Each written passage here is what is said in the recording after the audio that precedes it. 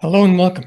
I'm Al Barrows, and this is UFO Disclosure, the podcast that's meant to show an average person's reaction to all the UAP, UFO news from everywhere and anywhere.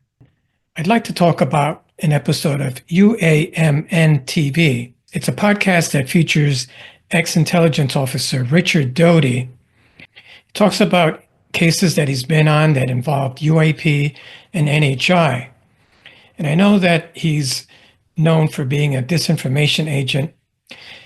This might be an attempt to reform his reputation because he comes across as very believable, like he really wants to get the truth across.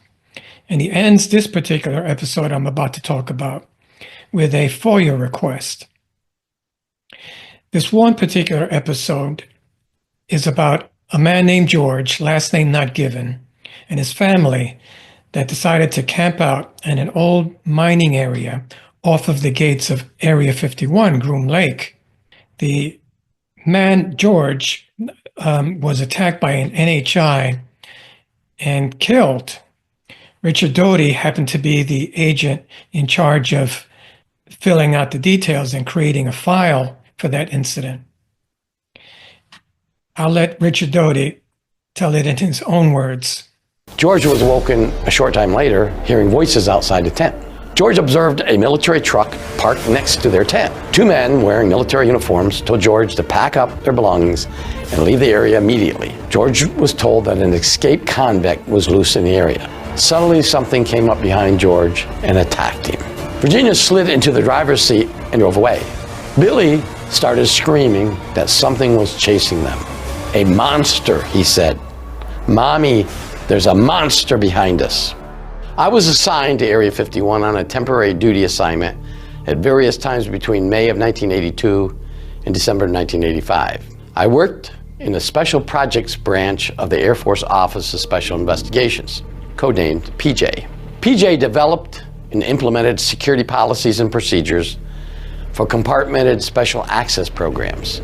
I was a counterintelligence officer at Area 51 during a temporary duty assignment. I had access to highly classified reverse engineering programs at both Groom Lake and Tonopah. This family was from North Las Vegas. They decided to camp in a remote area of Nevada. George, the father, read an article about an old mining town in Nevada. George's family consisted of Virginia, his wife, and two children, Denise, age 7, and Billy, age 13. The family owned a 1977 Ford station wagon, which was used on this trip.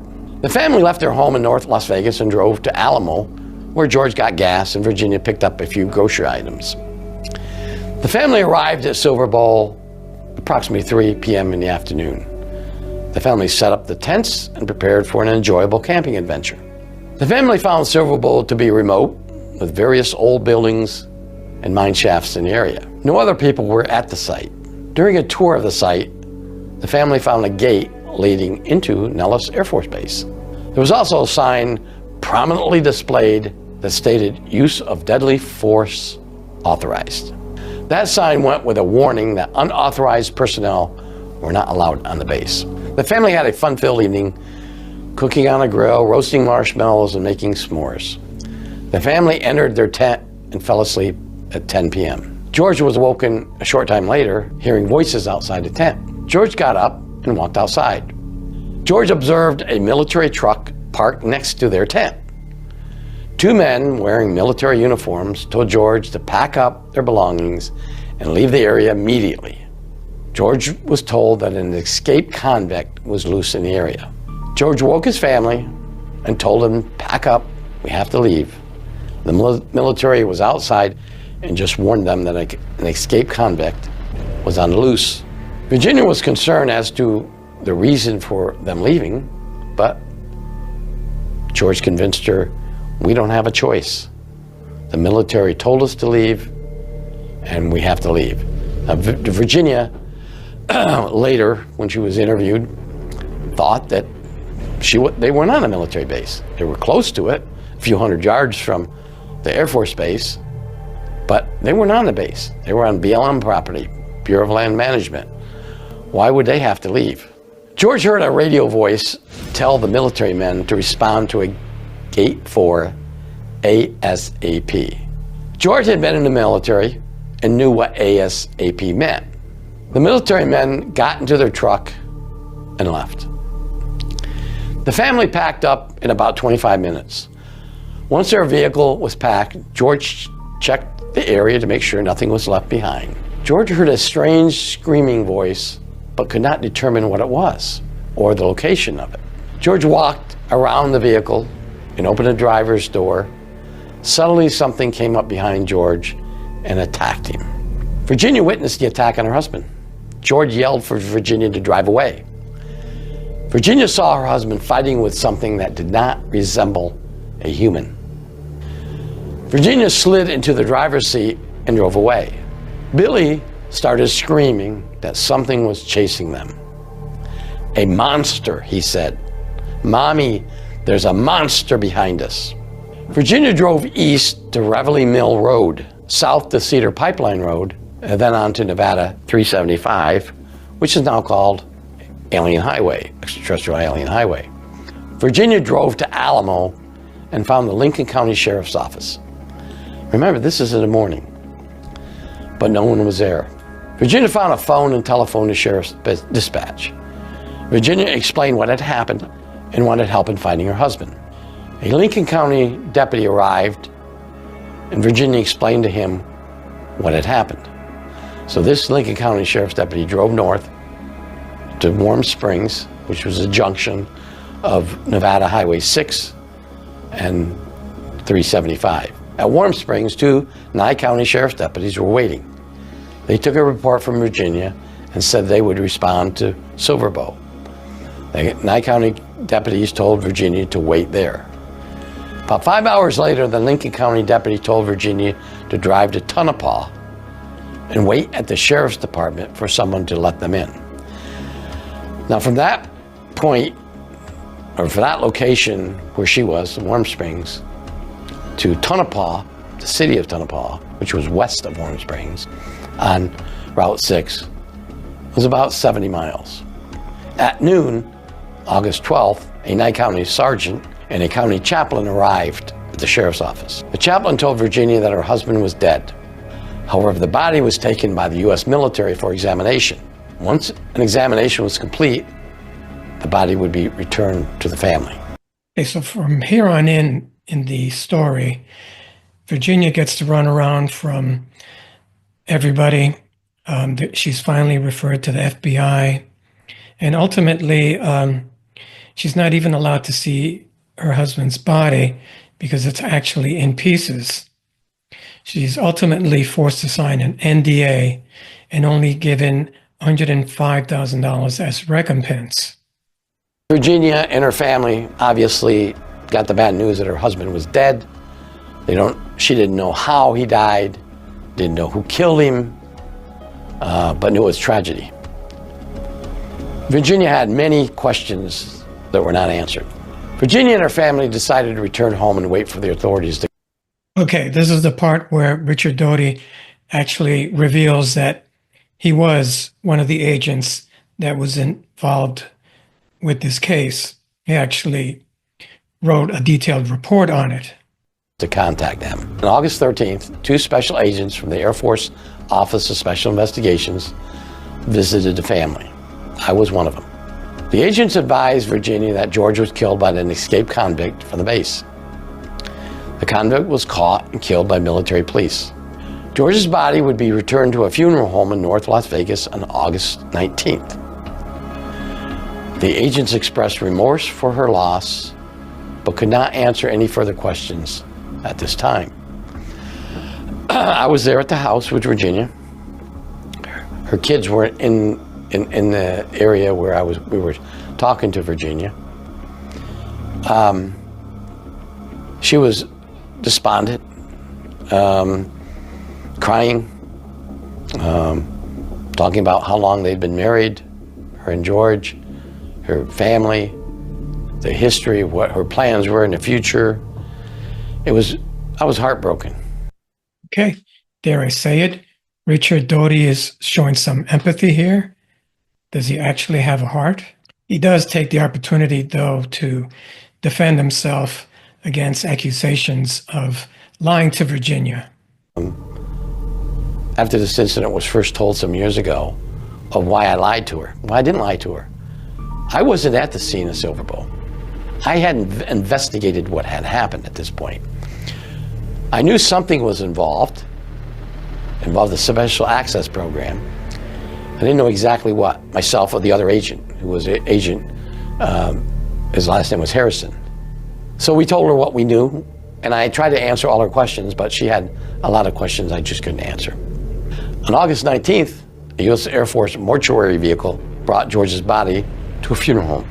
But the mortician told her George's body was in pieces and she should not view it.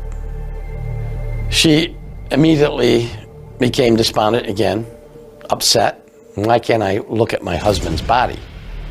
The mortician said, you don't want to see your husband that way. Virginia told the mortician that she wanted an autopsy performed. The mortician handed Virginia a form which stated that an autopsy was performed at Tonopah Field Hospital, Tonopah Test Range, Nevada. According to the form, George's body was found 6 miles inside the base perimeter. Virginia knew that that wasn't right. Virginia had so many questions that must be answered.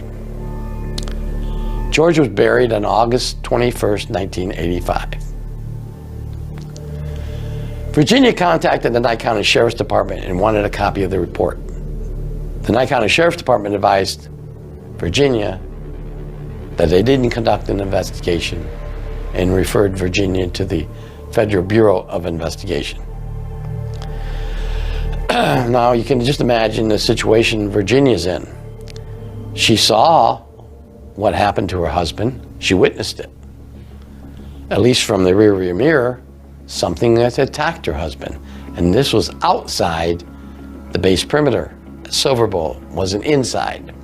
Over the next 6 months, Virginia tried in vain to obtain answers to her questions about her husband's death. The FBI would refer Virginia to the OSI. OSI would not return her calls.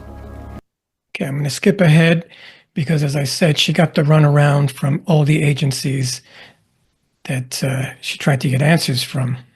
They wouldn't even admit that George was killed by an NHI. The Air Force eventually settled. So in my opinion, Virginia was forced to sign a non-disclosure agreement, and given a mere $105,000 for the death of her husband, the trauma on her family, and that somehow doesn't compensate the lack of answers that the family had to live with for the rest of their lives, in my opinion. Virginia never had her questions answered. Virginia passed away from natural causes in 2005. In this portion of the episode, Richard Doty goes into detail on his inspection, on how he filled out his report, and on his hands-on experience, even a description of the NHI. On that particular evening, I was awoke by the operations command post at Groom Lake and informed that an incident had happened and that OSI was requested at the scene. So I got up and got into my clothes, and we always utilize a two-man concept. And I went next door to my partner's room and knocked on a door and told him to get up, let's go, we got to go out. We weren't told what it was. And when we got to the security police building on base, we were told that a visitor had escaped. We knew what the visitors were, although I had never seen one, and I didn't have access to S2 Annex. And they advised us that they were searching for this visitor. And about an hour and a half later, by this time we were at the OSI office, which is building 435 at Groom Lake, sitting around drinking coffee, waiting for command post to notify us to respond to wherever we were supposed to respond to. And we were then advised the situation had taken place near Silverbow, and that there was somebody dead. So we responded to this area. And what had happened is part of what the Air Force told Virginia was truthful. The visitor attacked her husband at Silverbow, but drug his body into the Nellis Test and Training Range. And the body was found a few miles inside. Now the creature didn't eat George, but he killed him. At that area, the security police had a confrontation with the visitor. Now, there were procedures to try to capture this. They had netting and other devices that they could capture escaped visitor. But because of the fact that it had just killed a human, the security police supervisor at the scene, a lieutenant, ordered his men to shoot and kill the visitor, and they did, and the visitor was killed. It was our job to respond and conduct a crime scene investigation and a report. When I got there, this visitor was lying on the ground. Okay, so this is the part that I mentioned. He gives a detailed description of the NHI, which is probably the most interesting portion of this whole podcast. With a tarp over it. This particular species, when it decayed, it emitted toxic fumes. And so we had to stay some distance away. But I was able to look at it from a distance and see it. They issued us some gas masks, which we put on, and I walked over and looked at it. It looked like a praying mantis. To me, it looked like a huge praying mantis, a 7-foot-tall praying mantis with a cape, weird-looking face, and protrusion as for hands.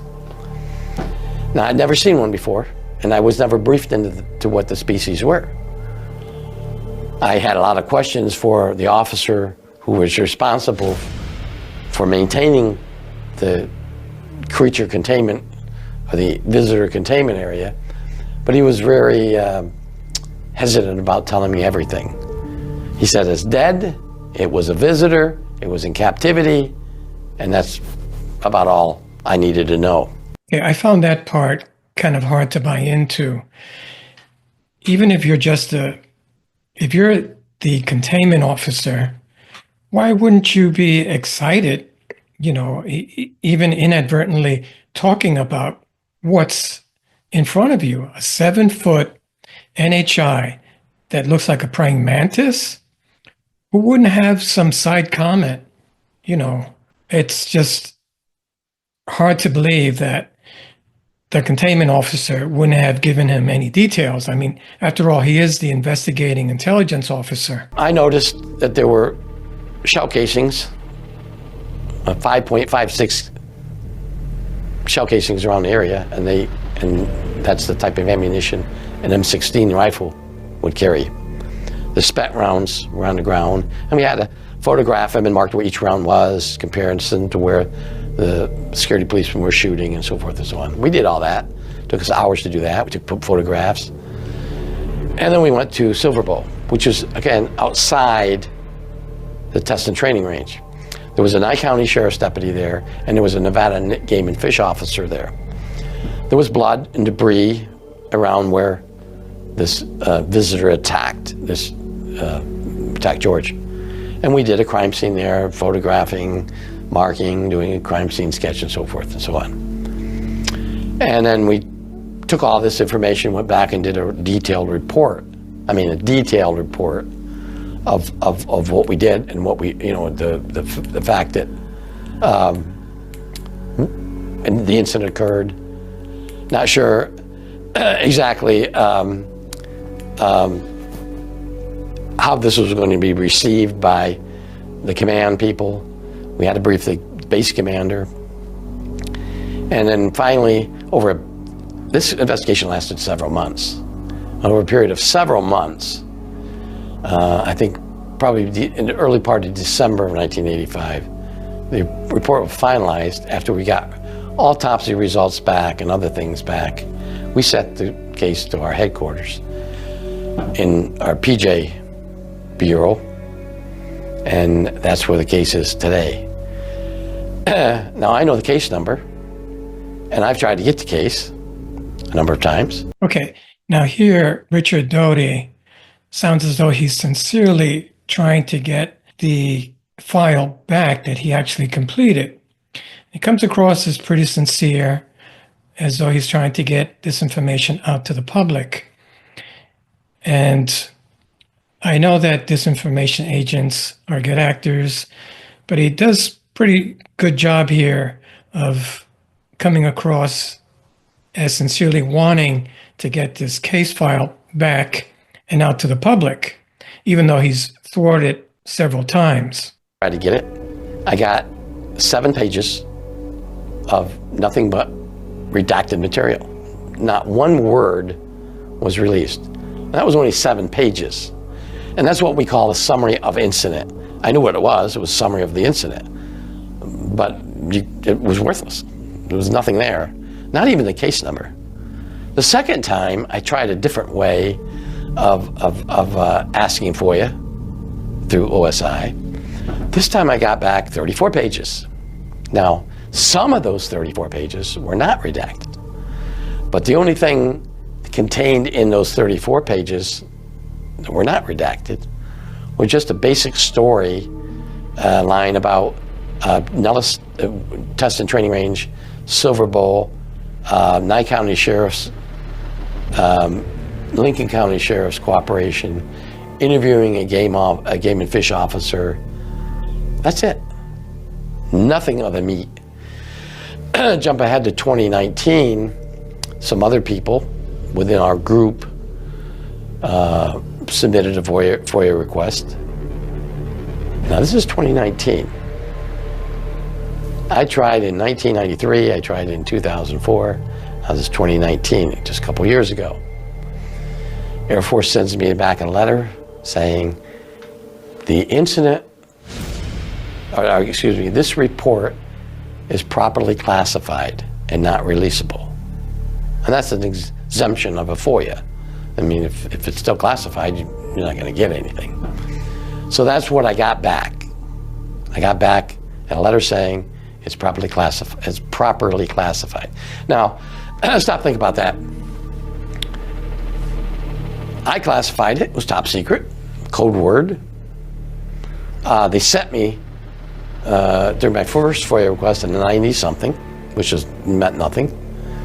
The second one was more pages, but again, they didn't give me all of it because the original report was some 100, probably 100 and some pages. I don't remember exact number of pages, but it was at least 100. And now, during this era of disclosure, you ask for this report, and what do they tell you? It's classified, properly classified. Now that's true. It is ironic that during a time that we're supposed to be having controlled disclosure, that now they're not allowing any of that file out, whereas the first few times, including recently, as recent as 2019, they did send him 34 pages. Now, that was 34 pages of redacted script, but it was still 34 pages. Now, all of a sudden, the file is properly classified. What happened? What happened all of a sudden? I mean, we are supposed to be heading towards more transparency and more openness in this era of transparency. It does make a point there. Something to think about. And not releasable, period. That's it. Well, I called the FOIA monitor at OSI. It was a female. I talked to her. I told her about my request. She said, yes, I have it right here. I said, and I explained to her, why did they send me parts of it in the 1990s and parts of it in 2005, and then now they're telling me it's classified. She said, I don't know. All I am is a FOIA monitor. I said, can I speak to somebody within the Office of Primary Responsibility, OPR? She said, oh, I don't know. I can pass your message along. I don't know that they'll talk to you. So I said, well, try it. So I didn't think I'd hear anything back. January of 2020, just before my wife and I were going on vacation, I get a phone call. I look on the caller ID, and who was it? Air Force Office of Special Investigations. What's the branch? Special Projects. I said, wow. I answered the phone. I said, yeah, hello, Richard Doty here. He said, Richard. I said, yes. He said, you probably don't remember me, but I was an OSI agent years ago, and I got out of the OSI as a military man and went back in as a civilian, and now I work in Special Projects. And I do remember the guy, vaguely. I mean, I never worked with him, but I remember the name. He said, I understand you want a copy of your report. I said, yeah, I want a copy of this report, and I gave him the file number. He said, that's your report. I said, I know it's my report, but I want to get it so I can talk about it. He said, what do you want to talk about? I said, I want to relate this incident. He said, we can't release it to you. I said, how can you justify it still being classified all these years? He said, I'm not at liberty to discuss that with you on the phone, but you of all people, you worked in this bureau, you of all people would know why it has to be classified. I said, no, I don't. After all these years, some of this can be released. Maybe not the identification of the visitor or talking about George or the family or what happened, but the mere fact that we had something there and an incident did happen should be released. He said, well, good luck with that. So I left it at that. And now I'm out here talking about it. I'm not going to disclose everything. There's a lot more to this. I mean, I could sit here for 3.5 hours in detail some of the things we found in the investigation and some of the things that Billy and his sister and his mother that involved them, but I'm not going to do that. Okay. So by his own admission, there's a lot of details that he left out and he didn't talk about. We are supposed to be in the age of transparency on UAP. We're supposed to be getting disclosure. And now with this new task force that we have being led by Representative Anna Paulina Luna, we would like to hear stuff like this come out. And it's sad to hear that Richard Doty's efforts at even getting his file back are being blocked. I think this is the sort of thing that Anna Paulina Luna and her task force should be going after. Properly classified documents that all of a sudden are unattainable.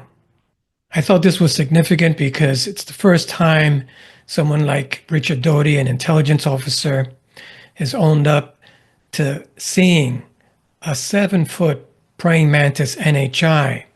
And he actually filled out a detailed report of over 100 pages. Yes, if you can hear this, Anna Paulina Luna, this is the sort of thing that I and the rest of the American public would like to see. If there are 7-foot NHA out there, the American public need to know about this. Prior to this, I had heard through conspiracy circles and reports that 7-foot NHI were benevolent, actually the leaders, the more intellectual NHI, and the healers. Could this be an attempt on Richard Doty's part to reimagine what the praying mantis NHI could be? Is it part of the narrative of framing the NHI as being a threat or a national threat? This could possibly be an intelligence attempt through Richard Doty at continuing to frame the NHI or the extraterrestrial as being a national threat. Not sure, but it's something that we should find out and something that I would like the task force and Anna Polina Luna to look into. My name is Al Barrows. Please remember to like, share, and subscribe. Thanks. Thanks for listening to my podcast.